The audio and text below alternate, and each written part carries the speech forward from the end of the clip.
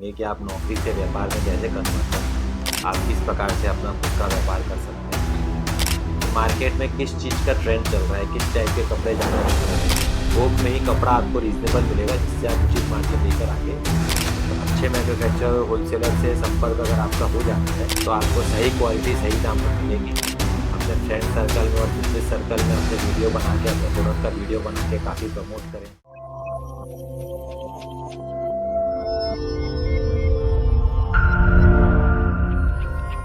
नमस्कार दोस्तों, मैं विपिन जलान जलान मेगा मार्ट में आप सभी का स्वागत करता हूँ। काफ़ी सारे आपके प्रश्न आते हैं, काफ़ी प्यार आपसे मिलता है। आज का टॉपिक इस विषय पर है कि हमारे काफ़ी सारे जो ग्राहक हैं वो हमसे ये पूछते हैं कि हम नौकरी करते हुए व्यापार कैसे शुरू करें, कि हम नौकरी कर रहे हैं और हमें व्यापार शुरू करना है तो हम किस प्रकार से करें। तो दोस्तों, आज हम इसी बात पर डिस्कस करेंगे कि आप नौकरी से व्यापार में कैसे कन्वर्ट हो, आप किस प्रकार से अपना खुद का व्यापार कर सकते हैं। इसके लिए कुछ पॉइंट्स हमने नोट किए हैं और इस प्रकार से हम आपको डिटेल में बताएंगे। तो सारी चीज़ें जानने के लिए पूरे वीडियो को अंत तक ज़रूर देखें जिससे आप इस टॉपिक को सही से समझ पाएँ। तो दोस्तों, सबसे पहले अगर आपको नौकरी करते हुए व्यापार करना है तो आप एक अपना बिजनेस प्लान बनाइए। बिजनेस प्लान किसे कहते हैं? बिजनेस प्लान के तहत आपको ये डिसाइड करना है कि आपकी रुचि किस चीज़ में है। आपका किस प्रकार के, अगर आप कपड़े का व्यवसाय करना चाहते हैं तो उसमें भी कई तरह के होते हैं कि बच्चों का कपड़ा बेचना है, कि बड़ों का कपड़ा बेचना है, कि लेडीज़ वेयर बेचना है, कि सारी चीज़ें बेचनी है, कि प्रॉपर रिटेल करना है। तो इस प्रकार से काफ़ी सारे उसमें पॉइंट्स आते हैं। तो आपको पहले अपना मन बनाना है कि आपकी रुचि किस में है।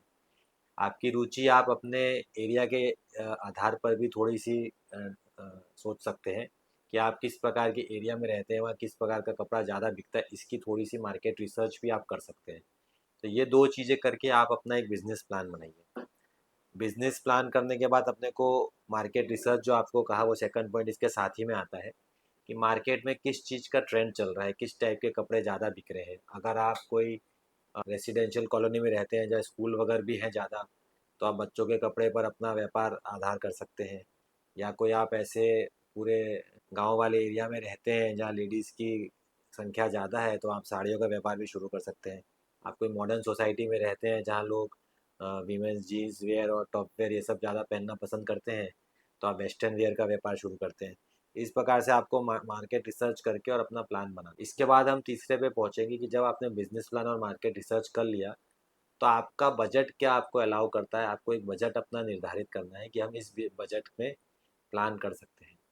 तो बजट आप सेट करने के बाद उसके बाद हम चौथे पॉइंट पे आ सकते हैं। बजट के लिए आप काफ़ी सारे प्लानिंग और भी कर सकते हैं। अगर आपको बड़ा काम करना है तो आप फंड्स वगैरह अरेंज करने के लिए बैंकों से संपर्क कर सकते हैं। तरह तरह के पर्सनल लोन भी मिलते हैं या किसी को पार्टनर बना सकते हैं, कोई अपना अच्छा इन्वेस्टर आपको मिलता हो। तो इस प्रकार से आप अपने बजट को प्लान कर सकते हैं। बजट प्लान प्लान करने के बाद एक चौथे पॉइंट पे हम आएंगे कि आपको होलसेल में ख़रीदारी करनी चाहिए, थोक में ख़रीदारी आपको करनी है। थोक में आपको ख़रीदारी इसलिए करनी है क्योंकि थोक में ही कपड़ा आपको रीज़नेबल मिलेगा जिससे आप उचित मार्जिन लेकर आगे बेच सकते हैं। तो थोक में ख़रीदारी करने के लिए आपको एक अच्छे मैन्युफैक्चरर को या एक अच्छे होलसेलर को ढूंढना ज़रूरी है।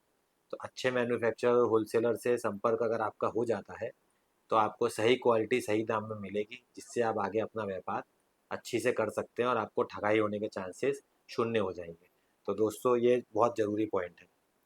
एक बार आपने खरीदी करने का प्लान बना लिया, उसके बाद आपको अपने व्यापार को मार्केटिंग करना है।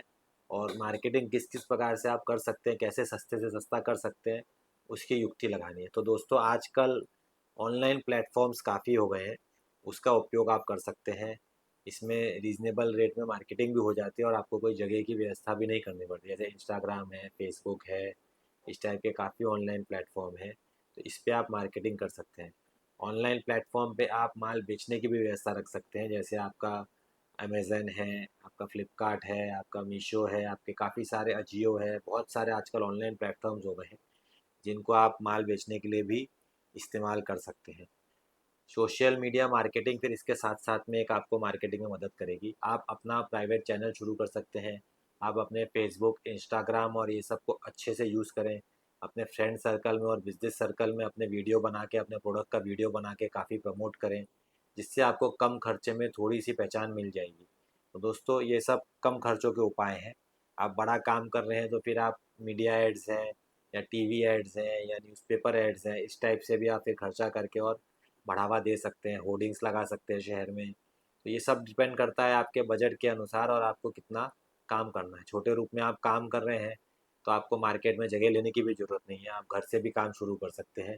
फिर आपके काम में दिलचस्पी बढ़ जाए और व्यापार बढ़ जाए तो उसके बाद आप आगे निर्णय ले सकते हैं उसको कैसे बढ़ाना है, और फिर मार्केट में एक व्यवस्थित दुकान करके और फुल सुचारू रूप से काम कर सकते हैं। तो इस तरह से आपको करना है। लोकेशन को आपको सिलेक्ट करना है। लोकेशन का चयन इसलिए इम्पोर्टेंट है कि अगर आप रीजनेबल बजट में काम कर रहे हैं तब तो आप घर से काम करें तो लोकेशन का इश्यू नहीं आता है। लेकिन आप अच्छे बजट में काम कर रहे हैं और बड़ा काम करना चाह रहे हैं तो आपको लोकेशन में थोड़ी प्रधानता रहती है कि किस लोकेशन में दुकान खोलने से आपको मैक्सिमम बेनिफिट मिलेगा। तो वो आपको मार्केट रिसर्च में स्टडी करना है कि कहाँ पर आपके कपड़े के खरीदी ज़्यादा होती है, कहाँ लोग कपड़ा खरीदने ज़्यादा आते हैं, तो उस प्रकार से उस मार्केट में आपको दुकान की व्यवस्था देखनी पड़ेगी। इसके बाद ग्राहक अगर आप चालू कर देते हैं माल बेचना, उसके बाद का काम है ग्राहक से अच्छा व्यवहार बनाना और उसका फीडबैक लेना। ग्राहक को अगर आप जुड़े रखेंगे तो आपको हमेशा फ़ायदा मिलेगा। तो इसकी कई प्रक्रिया है, धीरे धीरे आप एक्सपीरियंस से सीख जाएंगे, लेकिन एक बात हमेशा याद रखना है कि ग्राहक आपके यहाँ से संतुष्ट होकर जाए। वो कम या ज़्यादा माल कितना भी खरीदे वो सेकेंडरी मैटर है, लेकिन आपके यहाँ वो आता है तो वो संतुष्ट होकर जाए। आप उससे फीडबैक ज़रूर लें। फीडबैक में उसको आपके यहाँ माल पसंद आया नहीं पसंद आया, वो आगे क्या क्वालिटी आपसे चाहता है, किन रेंजों का माल चाहता है, इस प्रकार से आप फीडबैक लेंगे तो आपको प्लानिंग में मजबूती मिलेगी। आप नया माल खरीदने में आपको मदद मिलेगी, नया स्टॉक भरने में आपको मदद मिलेगी। इस प्रकार से दोस्तों ये बेसिक पॉइंट्स हैं। बहुत ही हमने एकदम सिंपल तरीके से आपको ये समझाने की कोशिश की है कि अगर आप नौकरी कर रहे हैं तो आपको व्यापार करने के लिए किस किस पॉइंट्स का ध्यान रखना पड़ेगा। तो दोस्तों बहुत सिंपल तरीके से हमने कोशिश की है। उम्मीद करता हूँ कि आपको ये वीडियो पसंद आया होगा। आप इसको लाइक ज़रूर करें और हमारे चैनल को सब्सक्राइब ज़रूर करें, जिससे आगे आने वाले कोई भी इन्फॉर्मेशन है, वीडियोस हैं, तो आपको अपने आप इंटीमेशन हो जाए। तो दोस्तों आप आगे किस प्रकार के वीडियो देखने चाहेंगे ये हमें कमेंट सेक्शन में ज़रूर बताएं। इस वीडियो से भी रिलेटेड आपका कोई क्वेश्चन हो तो हमें ज़रूर बताएं। हम पूरी कोशिश करेंगे कि सही सुचारू रूप से आपके सवालों का जवाब दे पाएँ। धन्यवाद। विपिन जाला।